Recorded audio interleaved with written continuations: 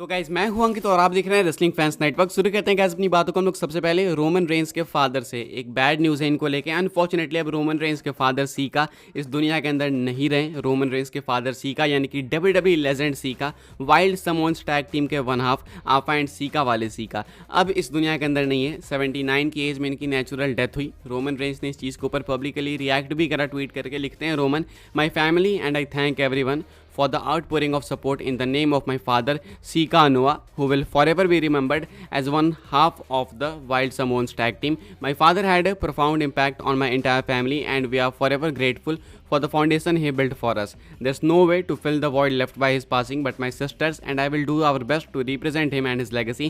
Rest in power dad, we love you. तो Roman Reigns ने भाई पब्लिकली अपने थॉट्स रखे एंड सबको थैंक्स करते हैं रोमन की भाई जिन्होंने भी अपने अपने थॉट्स मेरे फैमिली के लिए, मेरे फादर के लिए रखे हैं, जिन्होंने भी कंडोलेंसेस दिए, उन सबको मैं थैंक्स कहना चाहता हूँ बिकॉज इससे काफ़ी सपोर्ट मिला हमें। रोमन रेंस रिमेंबर करते हैं अपने डैड सीका नोवा को, उनके अचीवमेंट्स गिनाते हैं, कहते हैं कि वो हमेशा one of the wild someone's के तौर पे जाने जाते रहेंगे। उनकी लेगेसी हमारे फैमिली के लिए काफ़ी इंपैक्टफुल रही है, हमारी फाउंडेशन उन्होंने ही बनाई है, तो हम लोग पूरी कोशिश करेंगे कि उनकी लेगेसी को कैरी कर सके मैं और मेरी बहनें। ये कहना है रोमन रेंस का। तो अभी के हिसाब से ये भी कहते हैं रोमन कि उनकी जगह कभी फिल तो नहीं हो सकती, लेकिन हम लोग कोशिश ज़रूर से करेंगे कि उनकी लेगेसी को कैरी कर सकें एंड उनको रिप्रेजेंट कर सकें। रोमन रेंस कुछ इस तरीके से रिएक्ट करते हैं। बाकी पूरे रेसलिंग वर्ल्ड ने इस चीज़ के ऊपर रिएक्ट भी करा है, इवन AEW वालों ने भी पोस्ट करा है। तो इससे पता चलता है कि रेसलिंग सिर्फ एक ऐसा स्पोर्ट या फिर बिजनेस नहीं है, ये एक्चुअली में लोगों को यूनाइट भी करता है। AEW में भी कई बार ऐसी चीज़ें होती है जिसके ऊपर WWE रिएक्ट करती है सोशल मीडिया पे, एंड अभी AEW भी कर रही है। तो भाई सीका नोवा अब इस दुनिया के अंदर नहीं है, रोमन रेंस के डैड। अब इससे क्या रोमन रेंस के रिटर्न पे कोई अफेक्ट पड़ेगा इसको लेके एज सच कोई अपडेट तो नहीं है, एंड इतना बिलीव भी मुझे नहीं है कि इस पर कोई ज़्यादा अफेक्ट पड़ेगा, because I honestly think Roman Reigns वैसे भी अभी कहाँ वापस आने वाले थे, तो एक महीने में तो काफ़ी कुछ सेटल हो जाएगा, समर स्लैम तक वापस आ जाएंगे रोमन। अभी के हिसाब से सीका नोवा को लेकर यही अपडेट है कि 79 की एज में दुनिया छोड़ के जा चुके हैं रोमन रेंस के डैड। आगे बढ़ते हैं गैस, बात करते हैं अगली स्टोरी के बारे में, एंड ये है मंडे नाइट रॉ की वर्शिप को लेके।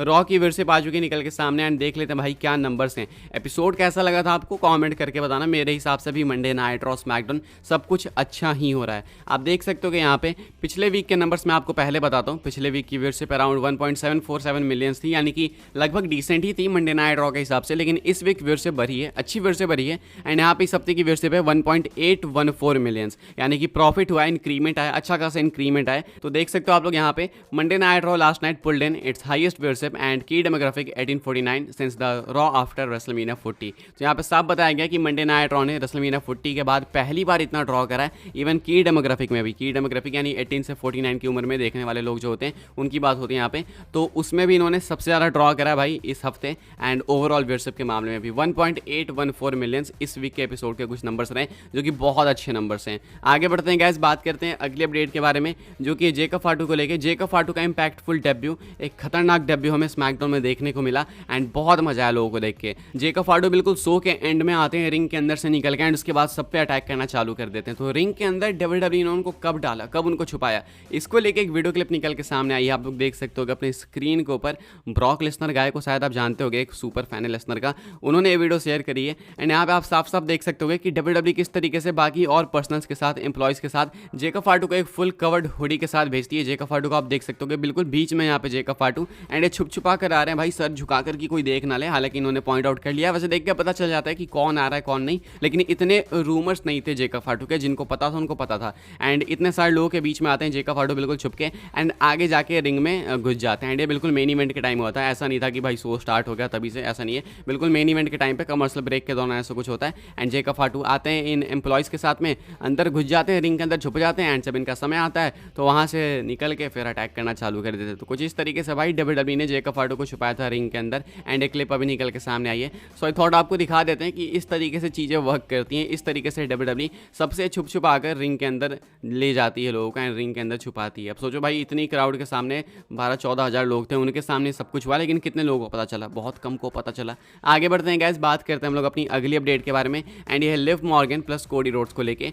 कमाल की बात है कि कोडी रोड्स चूँकि हमारे अनडिस्प्यूटेड WWE चैंपियन है, WWE के मेन चैंपियन है, शोज़ को मेन इवेंट कर रहे हैं, उनको भाई पॉपुलैरिटी पॉपुलैरिटी के मामले में लिव मॉर्गन बीट कर रही हैं। लोगों ने अभी पॉइंट आउट करा कि आप देखो भाई गूगल पे कंपेयर करके Cody Rhodes and Liv Morgan को, तो सर्च टर्म के हिसाब से, नंबर्स के हिसाब से लिव मॉर्गन बहुत आगे हैं कोडी रोड्स से। ये जो रेड लाइन आप लोग देख रहे हो वो कोडी रोड्स की है एंड ये जो ब्लू लाइन है वो लिव मॉर्गन की है। ये जो स्पाइक्स आपको ऊपर दिख रहे हैं ना, वो है इंटरेस्ट ओवर टाइम की, इस समय किसका इंटरेस्ट ज़्यादा था। तो आई गेस ये पेपर व्यू की टाइमिंग होगी या फिर हो सकता है किसी मंडे नाइट में कुछ काफ़ी मैसिव हुआ होगा। तो लिव मॉर्गन के स्पाइक्स आपको काफ़ी सारे देखने को मिल जाएंगे, कोडी रोड्स के कुछ ही देखने को मिलेंगे एंड जो भी कुछ देखने को मिल रहे हैं वो छोटे छोटे ही हैं। एक बीच में टाइम है जहाँ पे कोडी का स्पाइक थोड़ा सा ऊपर दिख रहा है लिव मॉर्गन से, लेकिन एवरेज लेके चलोगे भाई तो लिव मॉर्गन के लिए सर्चेस ज़्यादा हैं, यानी कि लिव मॉर्गन को गूगल पे ज़्यादा सर्च करा जा रहा है। अब इसके पीछे वेरियस रीजंस हो सकते हैं, बिकॉज बीच में लिव मॉर्गन ने भी काफ़ी कुछ ऐसा करा है जो कि लोग सर्च करके देखना भी चाहते हैं, तो इसलिए भी हो सकता है। बाकी सोशल मीडिया पे भी लिव मॉर्गन बहुत ज़्यादा ड्रॉ करती हैं अगर आप कोडी से कंपेयर करोगे तो। आपके अनडिस्प्यूटेड चैंपियन अभी गूगल पे लिव मॉर्गन को बीट नहीं कर पा रहे हैं, जो कि विमेंस चैंपियन है। तो ये सोचने लायक बात जरूर से, लेकिन फिर अंडरस्टैंडेबल भी है कि भाई लिव मॉर्गन का कंटेंट लोग किसी और वजह से देखना चाहते हैं। अब किस वजह से देखना चाहते हैं वो शायद आप, मैं, सब कोई अच्छे जानते हैं। तो ये भी रीज़न है कि गूगल पे लिव मॉर्गन को लोग ज़्यादा सर्च करते हैं। कोडी को कोई क्यों ही सर्च करेगा उस चीज़ को देखने के लिए, तो ये भी एक रीज़न है। तो अंडरस्टैंडेबल है थोड़ा सा, लेकिन फिर भी कोडी बहुत नीचे है। थोड़ा सा अगर और ऊपर होते हैं तो थोड़ा ज़्यादा चीज़ें सेंस बनाती हैं एंड समझने लायक रहती है कि हाँ भाई चलो इतना तो चलता है, लेकिन ये बहुत ज़्यादा ही है। बाकी आगे बढ़ते हैं गाइस, हम लोग बात करते हैं अपनी नेक्स्ट एंड फाइनल स्टोरी के बारे में, जो कि रैंडी ऑर्टन एंड गुंथर को लेके। एज सच बहुत मेजर भी चीज़ नहीं है ये, लेकिन बात करने लायक है। क्या हुआ भाई ऑर्टन एंड गुंथर के रीमैच का? शायद कुछ लोग बिल्कुल भूल भी चुके होंगे, इसके बारे में कोई बात नहीं कर रहा है। ऑर्टन वर्सेस गुंथर एक रीमैच था king of the ring crown के लिए, जो कि ट्रिपल एच ने प्रॉमिस करा था। ट्रिपल एच ने कहा था king and queen of the ring event के बाद कि हम लोग रीमैच देंगे ऑर्टन को, बिकॉज एंडिंग बहुत अजीब तरीके से हुई थी। एंडिंग में बॉच देखने को मिला था, ऑर्टन के शोल्डर्स अप थे, लेकिन रेफरी ने 3 काउंट कर दिया था, इस वजह से मैच ऐसे एंड हुआ। लेकिन ट्रिपल एच ने बाद में प्रॉमिस करा था कि ऑर्टन को अपॉर्चुनिटी मिलेगी, जब वो वापस आएंगे उनको इस क्राउन के लिए फेस करने का एक मौका हम लोग देंगे गुंथर को। लेकिन ऑर्टन ने अभी तक गुंथर को फेस नहीं करा। इनफैक्ट ऐसा लग रहा है कि ऑर्टन भूल भी गए, वो अलग ही बिजी हैं कोडी के साथ। मनी इन द बैंक के लिए उनका मैच भी सेट हो गया है, समर स्लैम का भी डायरेक्शन गुंथर का हमको पता है। तो अब ऑर्टन वर्सेस गुंथर का होगा क्या? ऐसा लगता है कि डब्ल्यूडब्ल्यूई इस चीज़ को भूल चुकी है, नहीं तो चाहती है कि आप भूल जाओ इस चीज़ को, बिकॉज इस चीज़ को बिल्कुल नहीं मेंशन करा जा रहा है एंड लगता भी नहीं है कि ऑर्टन को अपॉर्चुनिटी मिलने वाली है वापस से गुंथर को फेस करने की। बिकॉज अगर आप साफ देखो तो ऑर्टन इधर कोडी के साथ इन्वॉल्व हो गए स्टोरी के अंदर, यानी वो टैग टीम में है अभी, तो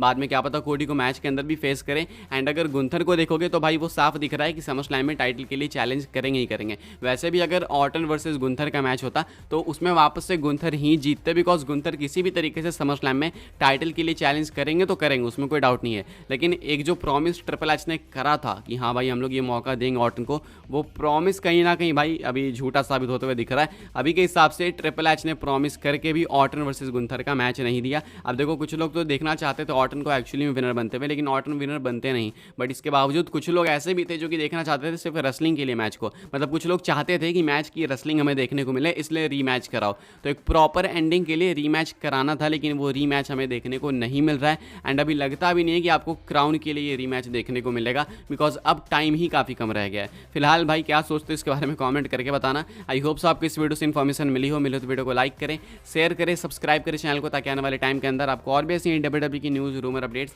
सब कुछ टाइम टू टाइम जानने को मिलते रहे। फॉलो कर सकते हैं आप लोग मुझे इंस्टाग्राम एंड ट्विटर पर, लिंक आपको मिल जाएगा डिस्क्रिप्शन में। ज्वाइन कर सकते हैं व्हाट्सएप चैनल को, उसके भी लिंक है डिस्क्रिप्शन में। मिलते हैं अपनी नेक्स्ट ऑफर काफ़ी इंटरेस्टिंग वीडियो में।